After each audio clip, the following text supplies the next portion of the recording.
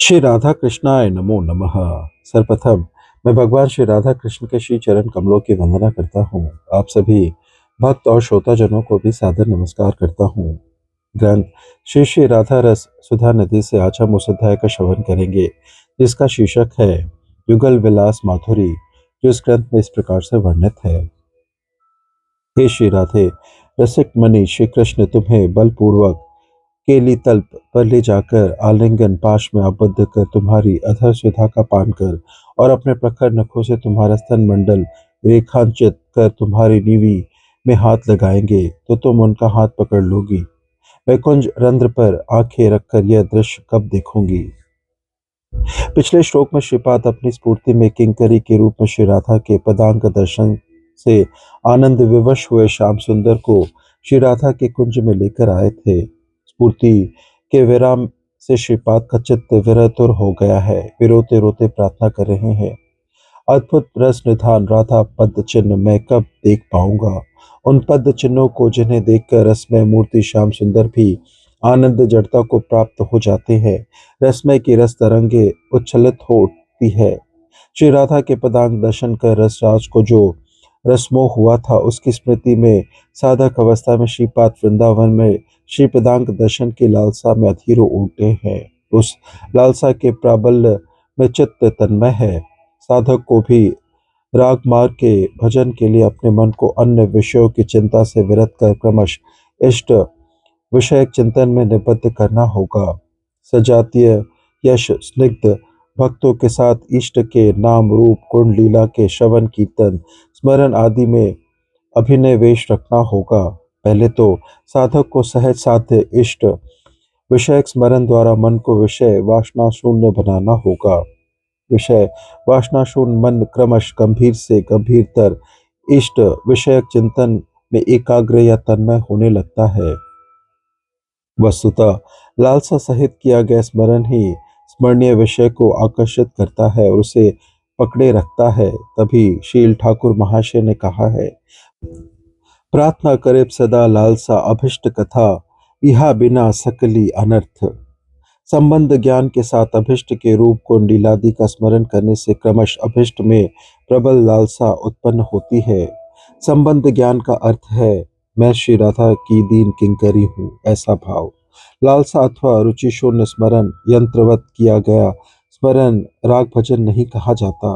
प्रवृत्त साधक को पहले ही इस विषय में विशेष ध्यान रखना पड़ता है, अन्यथा एक बार यांत्रिक भजन का अभ्यास हो जाने पर रुचि का उदय होना कठिन हो जाता है। श्रीपाद श्री महामन्न प्रभु के नित्य परिकर है। साधक अवस्था में भी उनका चित्त ध्रुव अनुस्मृति सागर में डूबा रहता है। साधक वेश में रोते रोते उन्हें श्री राधा रानी की कृपा से उस लीला की स्फूर्ति होती है। किंकरी राधा विरह विवश नागर को श्रीमती के कुंज में ले आई है। नागर को कुंज द्वार पर देखकर नगरीमणि की भाव गति परिवर्तित होती है। वे जिनके लिए उत्कंठित दशा में प्रबल विरह में रो रही थी, अब उनका दर्शन वाम्य भाव के उदित होने पर वे कुंज छोड़कर चली जाने को उद्यत है।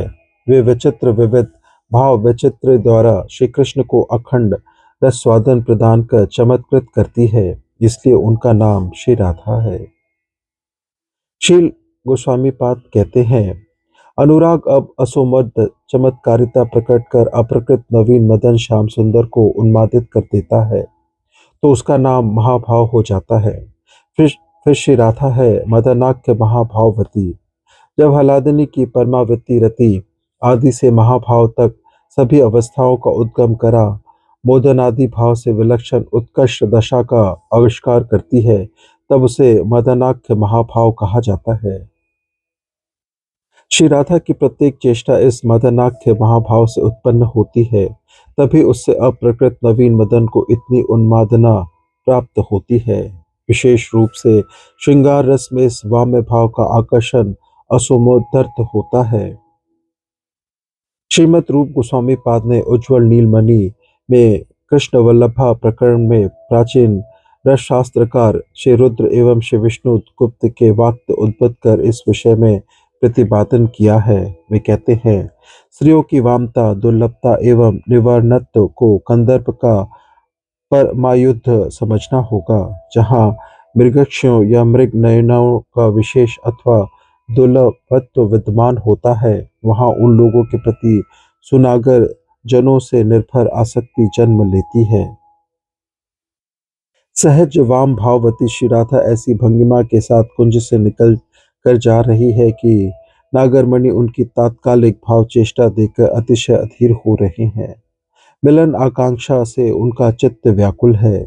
ऋषिक मणि रसरीति के अनुसार प्रेमानंद उदीपक सुखद बल पर प्रयोग द्वारा श्रीमती को हाथ पकड़कर केली तल्प पर ले गए। इस प्रक्रिया में वाम्य भाववती की समस्त मनोरम चेष्टाएं प्रकट होने लगी और रसिक शिरोमणि उस भाव सिंधु में तैरने लगे। विलास की सूचना जानकर किंकरी बाहर चली गई। कुंज रंध्र पर आके रखकर वह युगल की विलास माधुरी का आस्वादन करने लगी। गौड़ीय वैष्णवों का यही साध्य शिरोमणि है। हे कृष्ण, तुम्हारे साथ स्वयं के अंग संग सुख की अपेक्षा निकुंज के जलरंध्र आदि से श्री राधा के साथ तुम्हारे अंग संग का दर्शन कर जो सुख प्राप्त होता है वो मुझे कहीं अधिक लगता है। यही गौड़ीय वैष्णवों की उपासना का मूल मंत्र है। जिन्हें अधिक सुख प्राप्त हुआ है उनकी प्रवृत्ति अपेक्षाकृत अल्प सुख में कभी नहीं होती। अध्यात्म राज में जीव शक्ति को कितना ही आनंद लाभ संभव क्यों न हो, राधा किंकरी को जो आनंद कुंज रंध्रों से श्री युगल विलास माधुरी दर्शन कर प्राप्त होता है वह सर्वोपरि है। वह आनंद अन्य सभी आनंदों की चेष्टा पर सहर्ष नृत्य करता रहता है। समष्टि रूप से भगवत रसानंद इस आनंद सिंधु की एक कणिका के साथ भी तुलनीय नहीं हो सकता। श्रीपाद ने श्री वृंदावन महिमामृत में लिखा है, कुंज के भीतर श्री राधा माधव के केली सिंधु में निमग्न दृष्टि सखी मंजरियों को जो आनंद प्राप्त होता है उसके आगे भगवत राज्य का समष्टिगत आनंद भी कुछ नहीं। वस्तुतः यह समष्टिगत आनंद उस सुख सिंधु के एक लव के साथ भी तुलनीय नहीं हो सकता। आर कबे एमन हबो दुहु मुख निर्खिबो लीला रस निकुंज शयने। साधक की यह लालसा बड़ी जीवंत है। साधना की चिंतनीय वस्तु ही सिद्धि में प्राप्त होती है। साधने भाविबे जहा सिद्ध देहे पाबे तहा। साधक को अपने सिद्ध स्वरूप का अभिमान ही यह रस भावना का अधिकार दिलाता है। श्रीमती के परम आकर्षक भाव चेष्टाओं से नागराज अधीर हो उठे हैं। वे अनिर्वचनीय अधर सुधा पान की मत्तता से विमोहित हो गए हैं। उनके प्रखर नखों द्वारा श्रीमती के स्तन मंडन रेखांकित है।